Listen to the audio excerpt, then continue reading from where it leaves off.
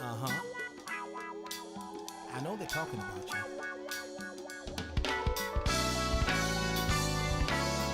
and I know it's been getting to you, and I know that things are hard and times are tough.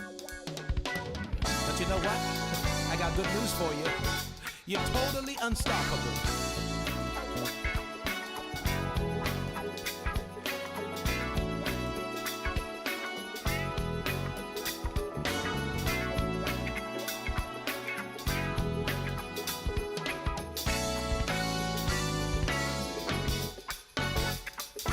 Ain't no mountain high enough, there ain't no valley low enough, there ain't no ocean wide enough to keep me from my dreams.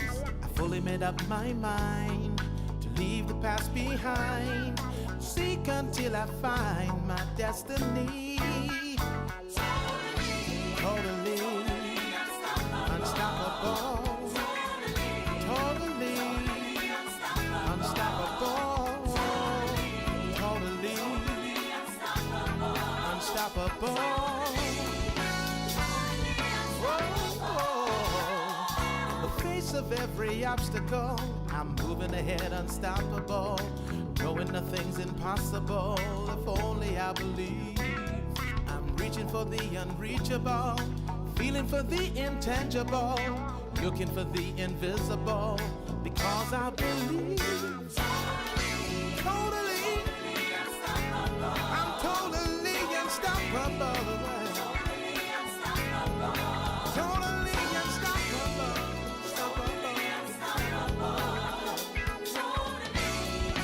Totally unstoppable. Let me tell you now, every obstacle presents an opportunity. Every rock I see a stepping stone. The only limitation is in my imagination. Doesn't matter what they say, I'm gonna do it anyway. There's no triumph without a trial, no gain without the pain, no glory without a story, no might without the fight, no victory without a victim, no message without a mess, no testimony without the testing. So step by step, totally unstoppable, totally unstoppable, totally, totally, totally, yeah. You know I'm totally unstoppable. I'm a totally unstoppable. Totally unstoppable.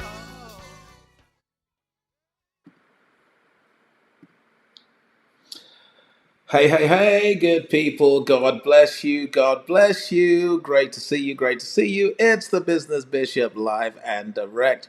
Always excited and delighted to be a part of your life and legacy through this ministry. And tonight is dedicated to our blessed business coaching tips. And it's good to see some of you coming in already. Perhaps you can write in the chat box who you are and where you're coming in from, and hopefully I'll be able to see that as you write it in the chat box.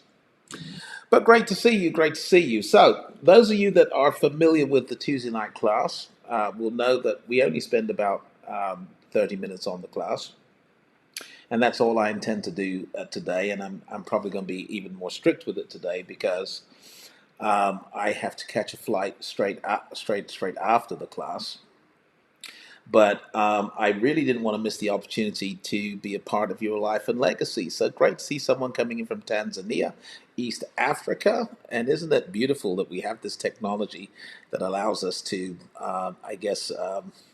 connect and share and learn and grow from wherever we are in the world. So congratulations wherever you're coming in from.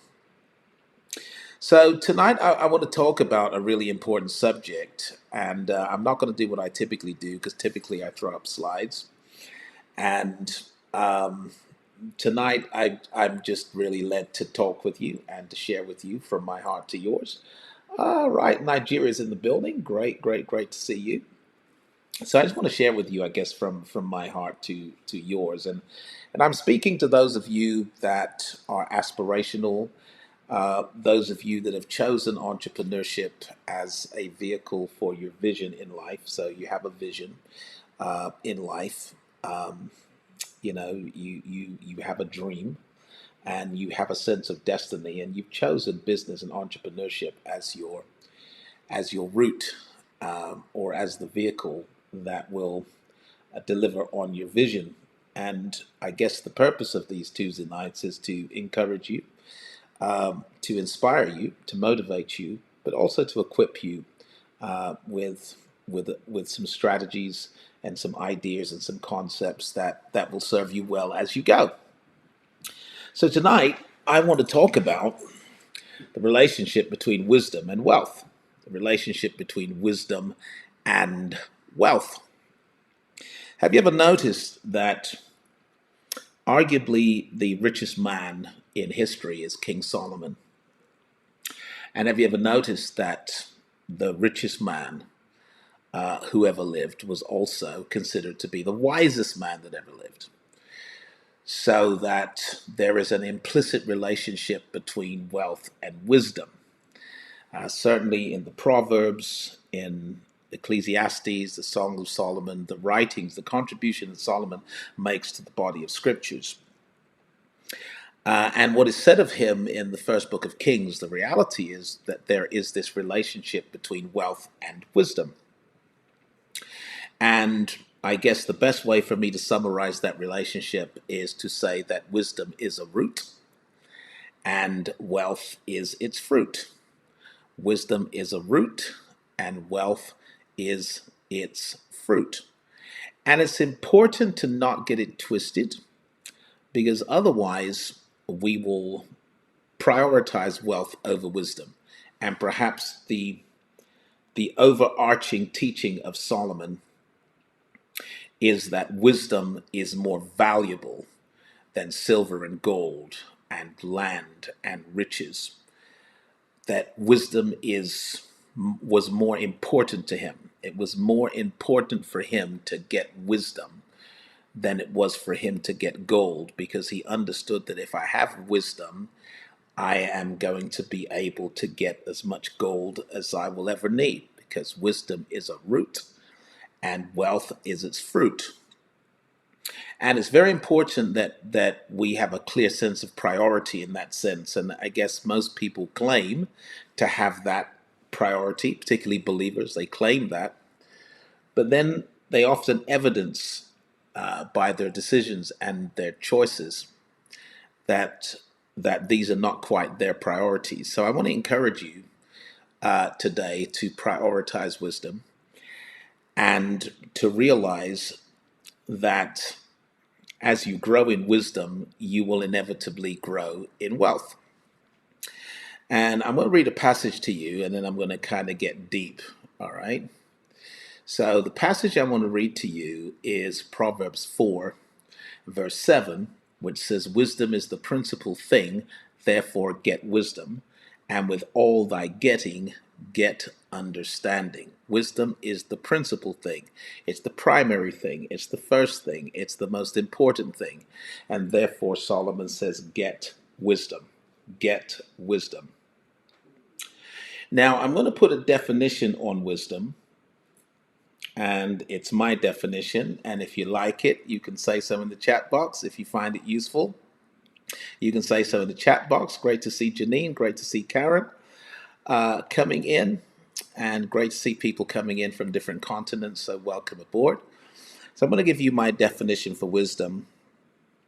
And wisdom is the ability to make decisions that serve your destiny. Wisdom is the ability to make decisions that serve your destiny.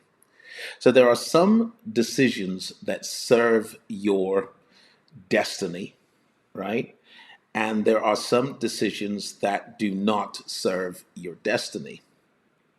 And the ability to make these decisions that serve your destiny is wisdom. And I'm thinking here of wisdom as an ability, because it is fundamentally a skill.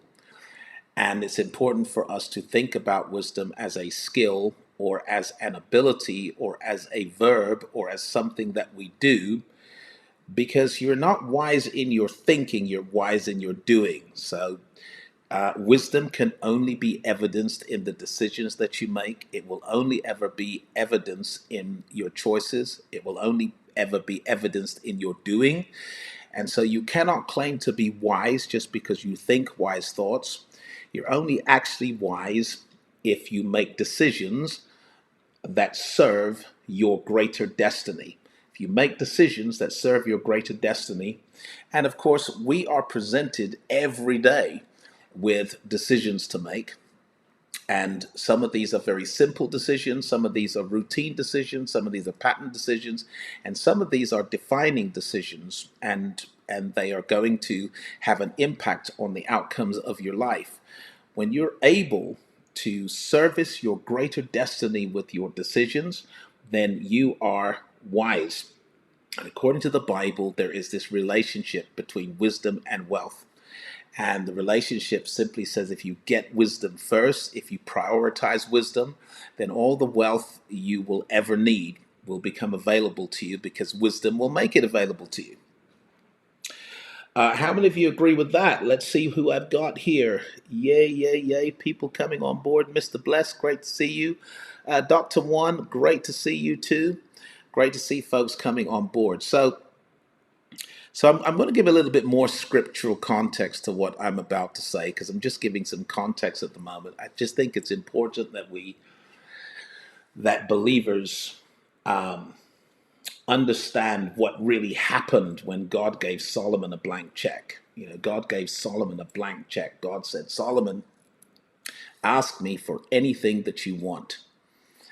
And Solomon said, what I want is the wisdom to lead your people. And God said, well, because you didn't ask for money, you didn't ask for long life, you didn't ask for the life of your enemies, you asked for wisdom. God said, because you asked for wisdom, I'm going to give you wisdom, but I'm also going to give you wealth. I'm going to give you long life, and your enemies will be in your hand. And so I think it's important that we understand how important it was for Solomon to prioritize wisdom, and for us to understand that the root of his outstanding success as a leader and the root of his wealth was his wisdom.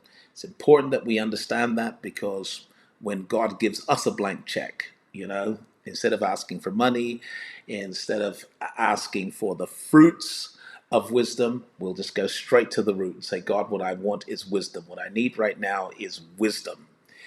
And perhaps this is something that you ought to just kind of say in your heart, what I need right now is wisdom. It's not that I need more money. I need wisdom. Okay.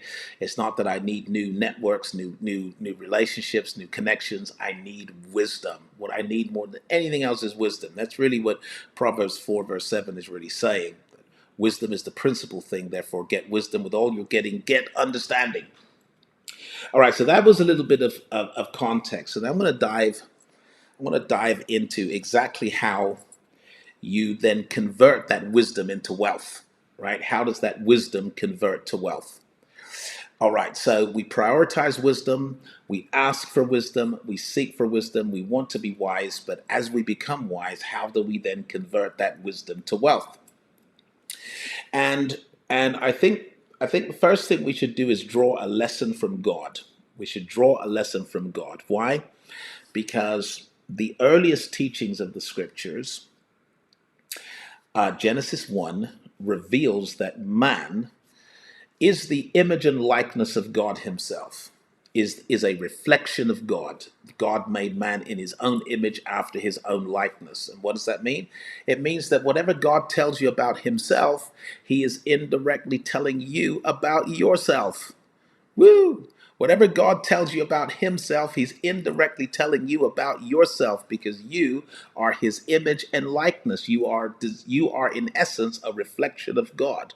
In essence and in principle, you are a God-like being, and you are very different to animal kind. And what fundamentally differentiates us from animal kind is our insatiable appetite to create, and our limitless capacity to create. We literally belong to a thinking class, and we belong properly in the God class because we are designed to reflect him.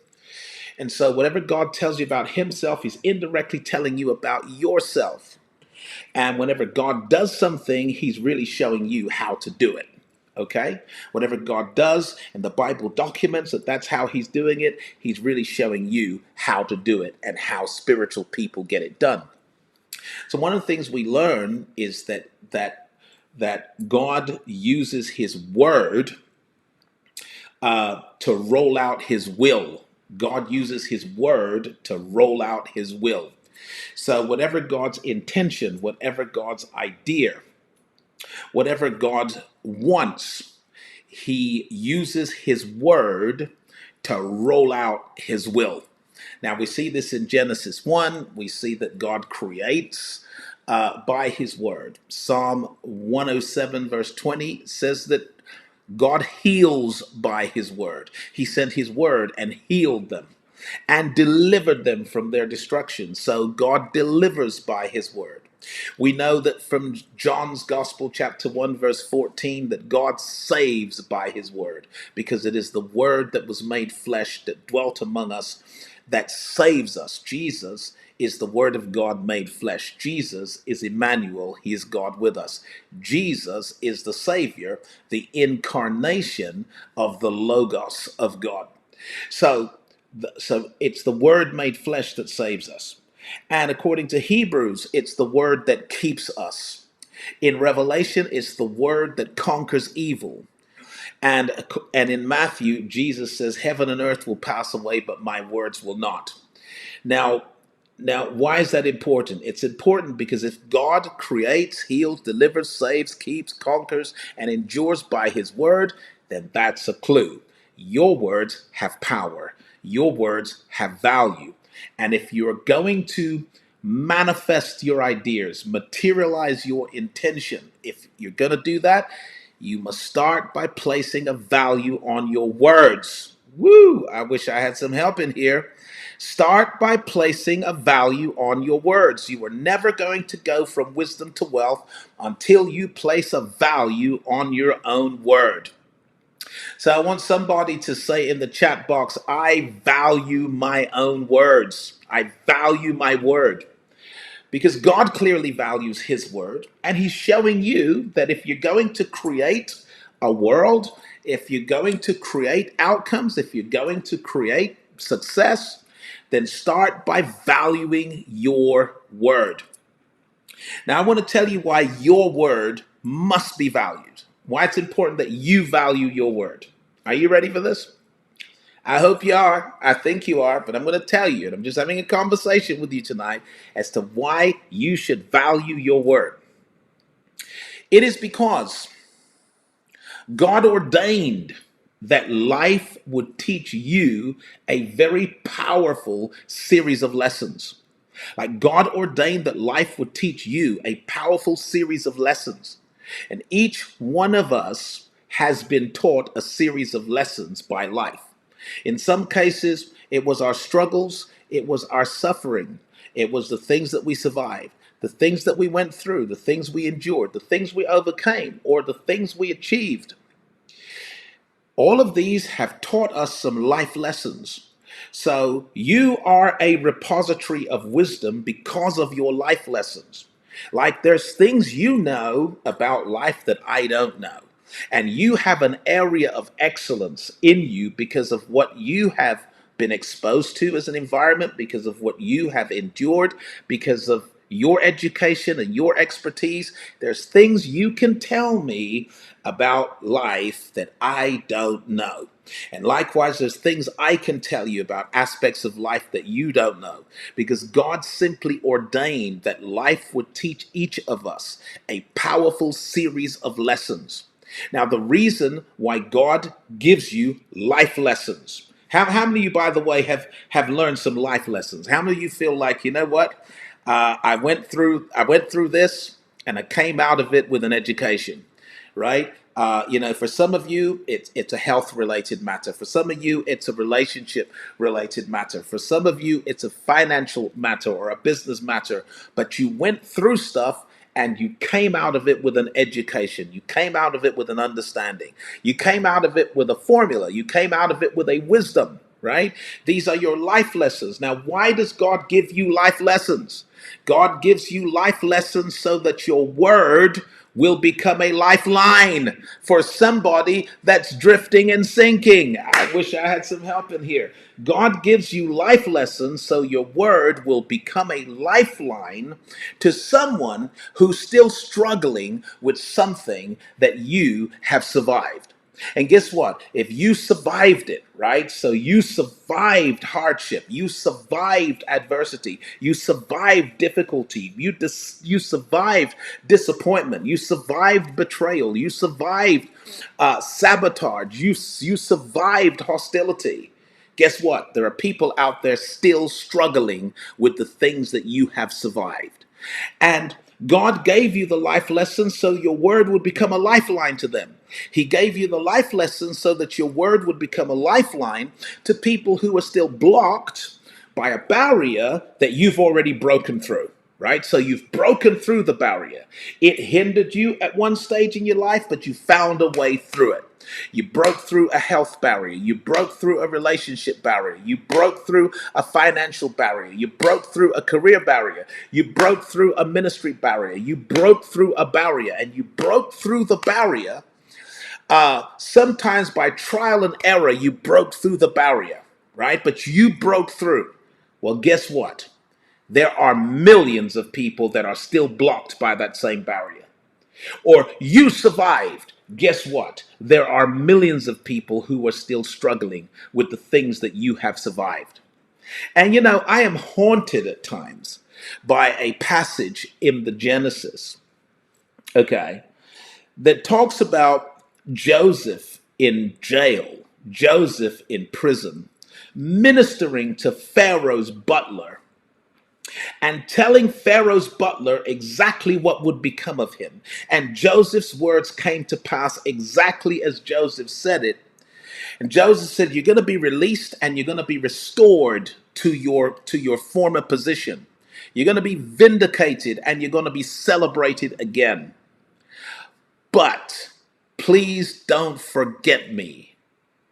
Remember me when you are living your dream. Remember me.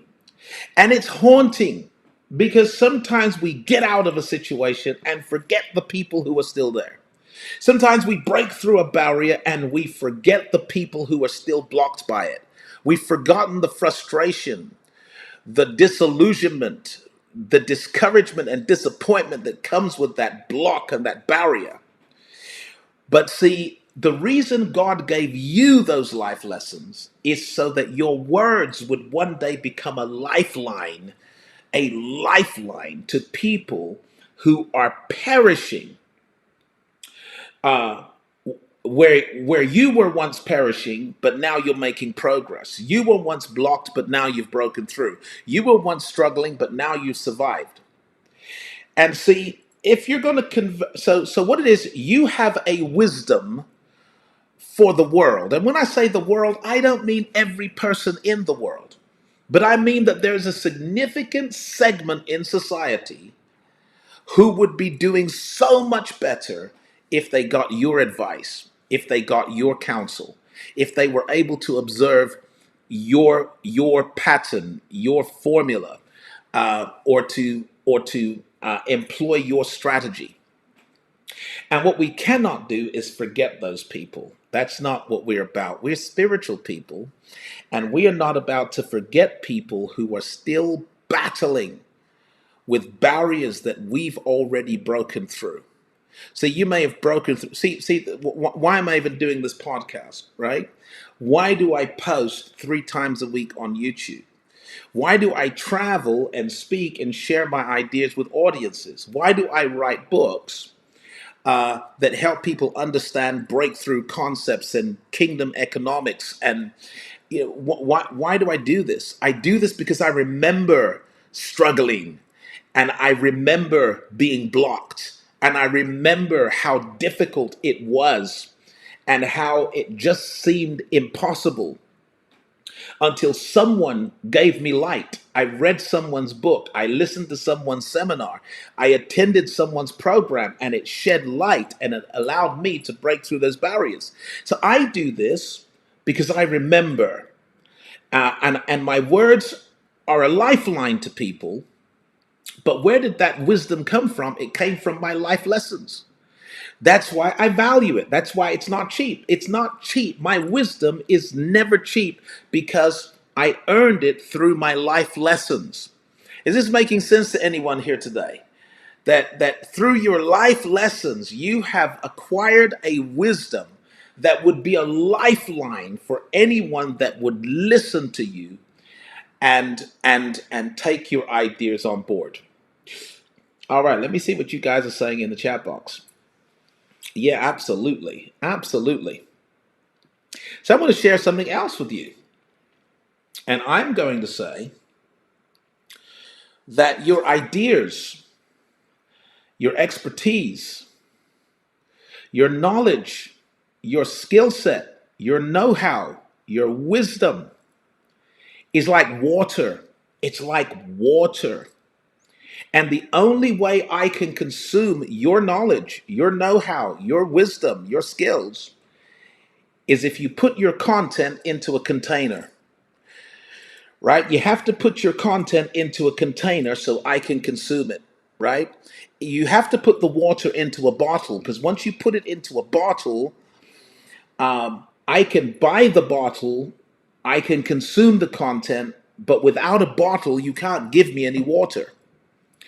And the same is true for your wisdom. Your wisdom is your content, your unique content.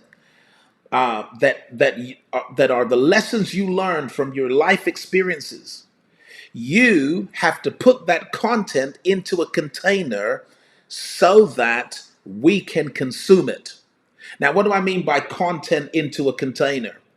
I mean that if you were to write a book about your life story, and the book was able to show how you survived, how you broke through, how you overcame, how you transcended, how you were delivered, how you were transformed, then you've put your content into a container that's marketable and that is consumable.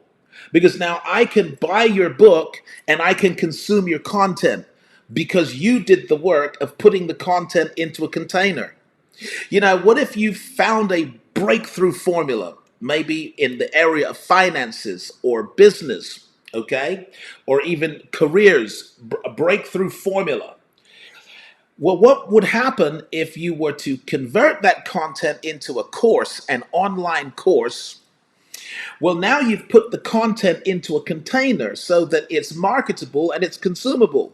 So I can find it because it's being marketed, and I can buy it and I can consume your wisdom, and your wisdom becomes my lifeline because you took the time to put the content into a container. And so, what about if you were to start posting on social media, your tips, your ideas, your answers to questions in that field? And you were posting on Facebook, on Instagram, on LinkedIn, on TikTok, on whatever platforms were available, perhaps in a blog. You're posting, right? What are you doing is you're taking your content and you're putting it into a container, because I can't consume your content unless you put it in a container. Now, you're never going to put your content into a container if you don't value it. And this is what I'm saying to you. You must value your word. You must value your wisdom. You must value your life experience. You must value your life lessons. You must value your expertise. You must value your experience. You have to place a value on that and realize that it is of value to someone who's still struggling there. It's a value to someone who's stuck there. It's a value to someone who still hasn't broken through in that area where you have broken through. And this, my friends, is the wisdom. This is the wisdom that becomes wealth. Like if you want to convert your wisdom into wealth, first thing I'm going to challenge you to do is to value your life experience, right? Your life lessons. Second thing I'm going to tell you to do is to put your content into containers. And there are specific containers that you got to put your content into if your wisdom is to become wealth. Now, I want to read something to you very quickly. I'm going to close it out here. I'm going to read something to you. It's from 1 Kings 4, and I'm going to start at 32, right? So here's what it says. Actually, I'm gonna start at verse 20. I'm gonna start at verse 32. It says, Solomon spoke 3,000 proverbs and wrote 1,005 songs. He described and classified trees, from the cedar in Lebanon to the hyssop growing out of the wall. He described and classified animals, birds, reptiles, and fish. People came from every nation to hear his wisdom. They came from all the kings of the earth who had heard about his wisdom. Wow and wow. So, what do we see Solomon doing?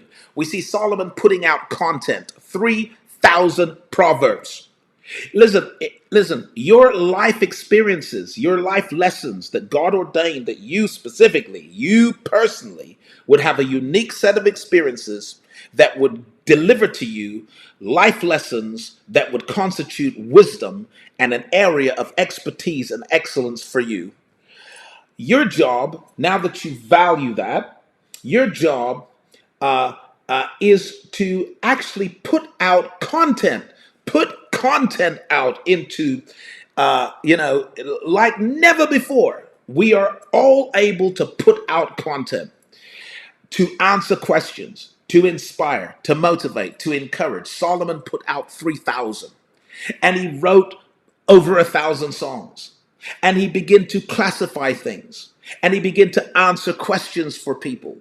And people came from all over the world to hear the wisdom of Solomon. The kings of the earth came to hear the wisdom of Solomon. And you know what he did? He charged them a subscription because they didn't come empty handed. Because they valued his time, they valued his experience, they valued his wisdom. They didn't come empty handed, but they paid a subscription to hear the wisdom of Solomon. And I'm out here letting you know that actually your wisdom, your life experience, your life lessons, your story could be the very seed of your own economic redemption that God planted in the garden that is you.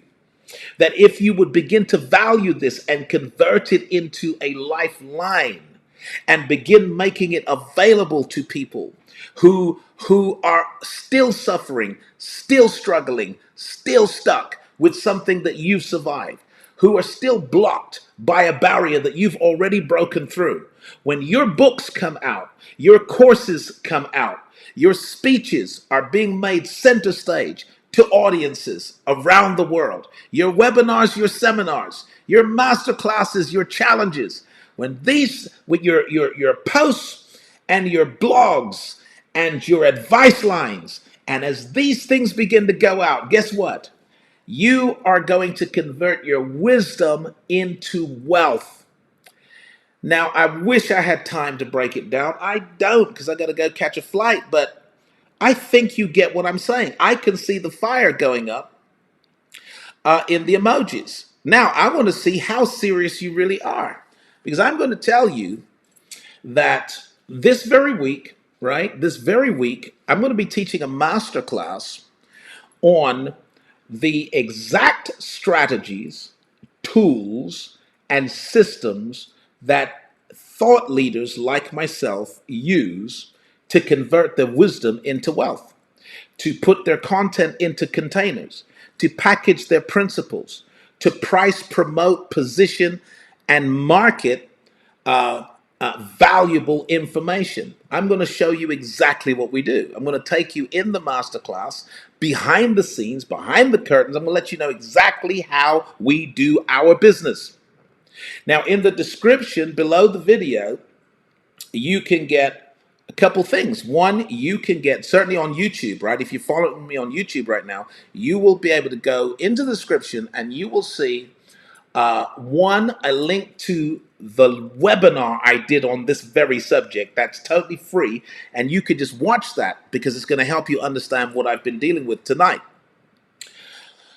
But if you're serious and you already know that actually God's already been dealing with me about this, all right? Because there's some of you that are on tonight, right? This is not new. This is like another wake-up call. This is another push. It's another nudge because you know that your book should have been out last year. You already know that your book should have been out 2 years ago. You already know that you should have a course. You should have a coaching program. You should already have a consultancy that's in action around your body of knowledge and skill and know-how and excellence and expertise. You already know that you're late, right? This is just a conviction to you, right?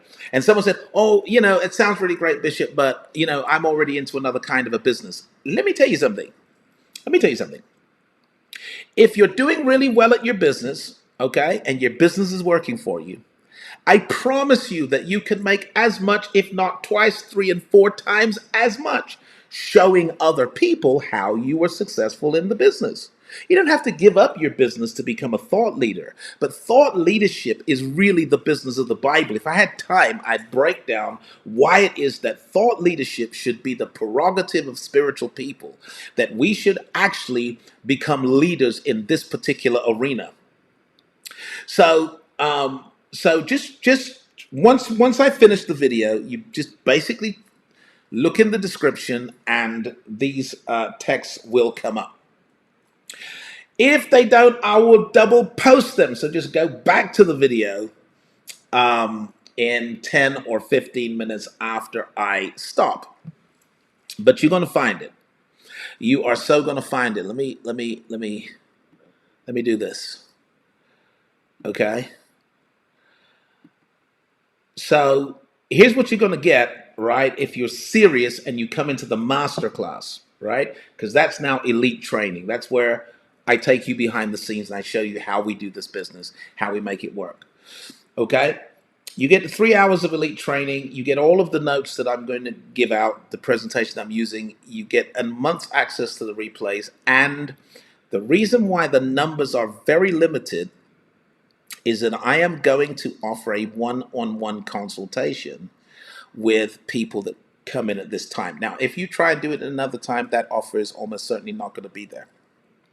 But I'm going to do it for serious players, right? Serious players who you're ready to say, my book, my content needs containers, and I want to learn quickly the fast track to get my content into containers, and I want to begin throwing out the lifeline of my own life lessons to the people who are already looking for me, right? And then you also get a free copy of my book, Get Paid, okay? So that's pretty much how it's going to work. Now, if you are, it's Saturday, March 2nd, right?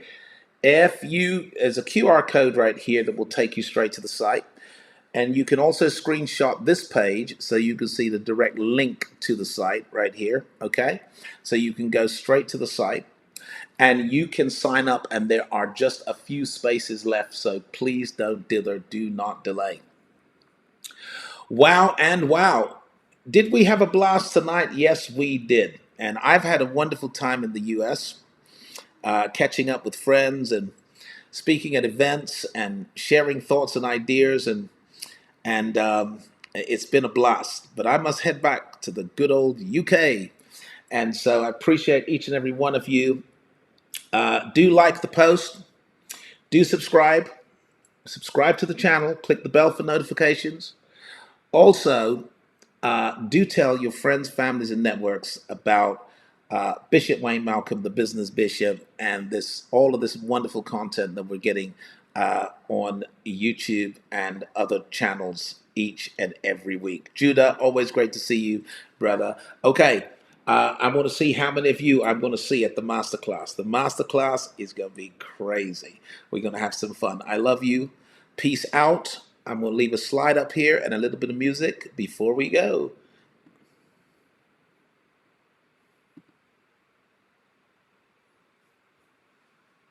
Uh-huh. I know they're talking about you.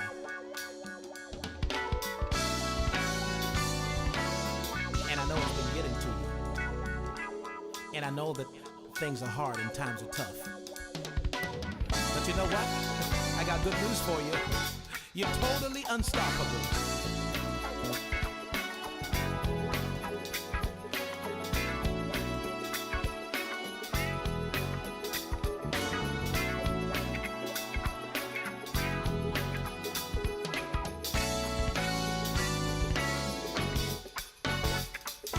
Ain't no mountain high enough, there ain't no valley low enough, there ain't no ocean wide enough to keep me from my dreams.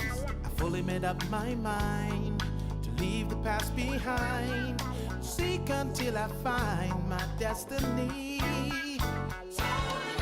Totally unstoppable. Totally unstoppable. Totally unstoppable. Whoa. The face of every obstacle, I'm moving ahead unstoppable, knowing nothing's impossible if only I believe. I'm reaching for the unreachable, feeling for the intangible, looking for the invisible, because I believe.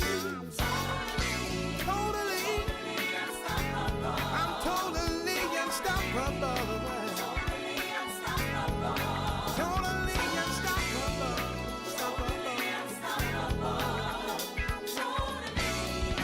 Totally unstoppable. Let me tell you now, every obstacle presents an opportunity. Every rock I see a stepping stone.